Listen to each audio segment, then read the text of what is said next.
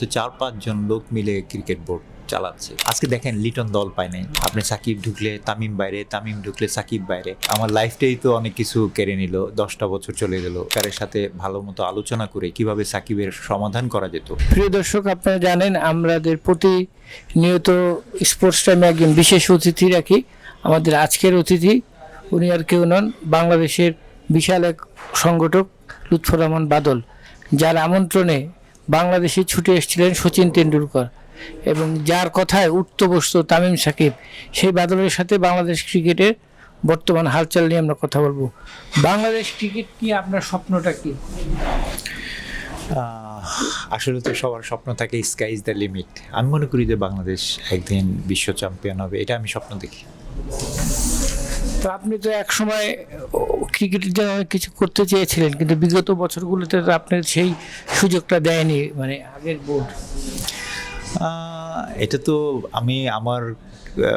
আমার তো কিছু করার নাই, আমার ভোট দেয় নাই, যেটা মনে হয় এটা ওদের ব্যাপার। তবে আমি চেষ্টা করেছি দেশের বাইরে থাকার অবস্থা আমি ক্রিকেটের সাথে জড়িত থাকার জন্য। এবারও আপনারা দেখেছেন যে আমি আমার লিজেন্ড অফ রূপগঞ্জ খুব ভালোভাবে মাঠে আছে এবং চ্যাম্পিয়ন ফাইট দেওয়ার জন্য ইনশাল্লাহ আমরা চেষ্টা করছি।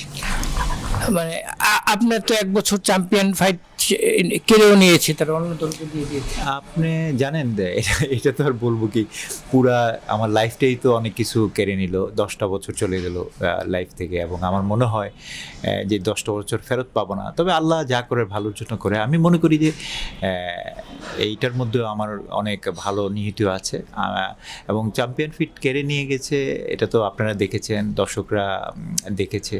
আমি মনে করি যে এইরকম ক্রিকেটে না হওয়া উচিত। ক্রিকেট সবসময় একটা রাজনীতি মুক্ত থাকা উচিত। যারা ক্রিকেটের সংগঠক থাকবে, রিয়েল সংগঠক, তারাই ক্রিকেটের স্টেক হোল্ডাররা মালিক হওয়া উচিত এবং এইটাই আপনার ক্রিকেটের মূল ভিত্তি হওয়া উচিত। তাহলেই ক্রিকেট দিন দিন এগিয়ে যাবে। বাংলাদেশ ক্রিকেট প্লেয়াররা যখন অর্থের খরায় ভুগছিল, তখন আপনি বিশাল অর্থ দিয়ে ক্রিকেটারদের দলে নেওয়ার বিশাল একটা পরিবর্তন এনেছিলেন। সেইটাকে অব্যাহত রাখতে পেরেছে আগের বোর্ড? আমার মনে হয় পেরেছে, ওনাদের স্টাইলে পেরেছে। আপনারা জানেন যে একটা দলকে পুরো ন্যাশনাল টিম, টিম মিলে একটা দল করে চ্যাম্পিয়ন করতো এবং শুধু ওই প্লেয়ারগুলি টাকা পেত, তারপরে বাকি প্লেয়াররা কিন্তু আর টাকা পেত না। এবং ওরা কিভাবে টাকা পেত আপনারা দেখেছেন, আপনাদেরই বিচার দিলাম। এবং দেখেন যেই প্লেয়ারগুলিকে এত দাম বাড়িয়ে নিয়ে গেছে এবং এখন দেখেন প্লেয়ারগুলি এখন টাকা পাচ্ছে না। আজকে দেখেন লিটন দল পায় নাই, আজকে দেখেন মোস্তাফিজ দল পায় নাই। ওইটার ফল ভোগ করছি এখন আমরা। এই যে সাকিব ইস্যু নিয়ে বাংলাদেশ যে প্রবলেমটা করতেছে, এই বোর্ডের আসলে কি করা উচিত ছিল সাকিবকে নিয়ে? আমি মনে করি সাকিবকে নিয়ে, সাকিব একটা ওয়ার্ল্ডের নাম্বার 1 অলরাউন্ডার। 12 বছর আমি জানি বিভিন্ন জায়গায় আপনি দেখেছেন, আমি বলেছি এটা আসবে, ইট ইজ প্রশ্নাতীত। আর মনে হয় না আসবে এরকম 12 বছর একসাথে থাকা। একে অন্যভাবে হ্যান্ডেল করা উচিত ছিল। আমি মনে করি সাকিব ভুল করেছে রাজনীতিতে ঢুকে, তবে ভুল শুধরানোর রাস্তাও আমাদেরকে করে দেওয়া উচিত ছিল। আমি মনে করি যে এইবার এইখানে সরকারের সাথে ভালো মতো আলোচনা করে কিভাবে সাকিবের সমাধান করা যেত এবং সাকিবকে নেওয়া যেত। আমার এটা ক্রিকেটেরই ক্ষতি হয়েছে। আমরা দেখেছি 1982 সালে ইটালি জাতীয় দল যখন ঘোষণা করে, তখন তাদের কোচ পাওলো রসিকে চেয়েছিল। পাওলো রসি তখন জেলে ছিল এবং সেই পাওলো রসি ইটালিকে চ্যাম্পিয়ন করে দিয়েছে। তো সাকিবের বেলায় কি এরকম কিছু করা যেত না? অবশ্যই। আমি এটা পক্ষে, এটার তো বিপক্ষে না। তো এই বোর্ড তো সেটা হ্যান্ডেল করতে পারে নাই, মানে ভালোভাবে। আমি এটা নেতৃত্বের ব্যর্থতা। আমি মনে করি যে 18 কোটি মানুষের মধ্যে মাত্র 4-5 জন লোক মিলে ক্রিকেট বোর্ড চালাচ্ছে, এটা দুঃখজনক আমাদের। এর আগের বোর্ড সাকিব আর তামিমের যে গন্ডগোলটা ছিল, এটা তো ইচ্ছা করলে মিট আপ করতে পারতো, তারা এটা জিয়ে রাখলো কেন? আমি মনে করি যে ক্রিকেট একটা পরিবারের খেলা। এই পরিবারের খেলাটা একটা পরিবারের মধ্যে থাকলে আরও সুন্দর রেজাল্ট হতো এবং সেই রেজাল্ট কিন্তু আমরা পেইনি। আপনি সাকিব ঢুকলে তামিম বাইরে, তামিম ঢুকলে সাকিব বাইরে। এটা কিন্তু আমাদের জাতিগতভাবে আমাদের এফেক্ট করেছে রেজাল্টের মধ্যে। এই রেজাল্টটা আমরা ভোগ করছি এবং এটা আমার মনে হয় ওরা দুজনকে বসিয়ে আমিও আমাকে কেউ বলে নাই, বললে আমি একবার চেষ্টা করেছিলাম। ওরা নিজেদের মধ্যে কোনো প্রবলেম দেখে না, এখন বাহিরের কথা শুনে ওরা প্রবলেম মনে করে। তা আমার মনে হয় যে এটা বসলে ঠিক হয়ে যেত, আমার ধারণা। না, আপনার কথা তো ওরা দুজনই শুনে, তা আপনি এটা উদ্যোগ নিয়ে এলেন না কেন?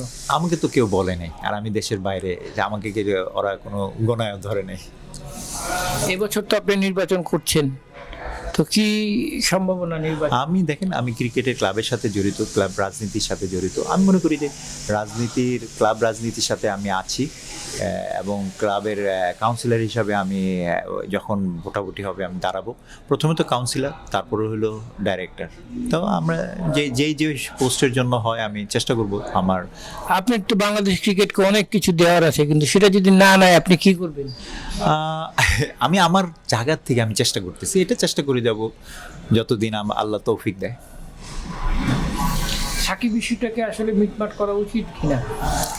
এটা আমি মনে করি মিটমাট করা উচিত, সরকারের সাথে বসে, এবং কিভাবে সুন্দরভাবে এটা সমাধান করা যায়। যদি ওর জেল হয়, কিভাবে জেল মাফ করা যায়, মানে এটা বসলে আমার মনে হয় সমাধান নেগোশিয়েট করা যায়।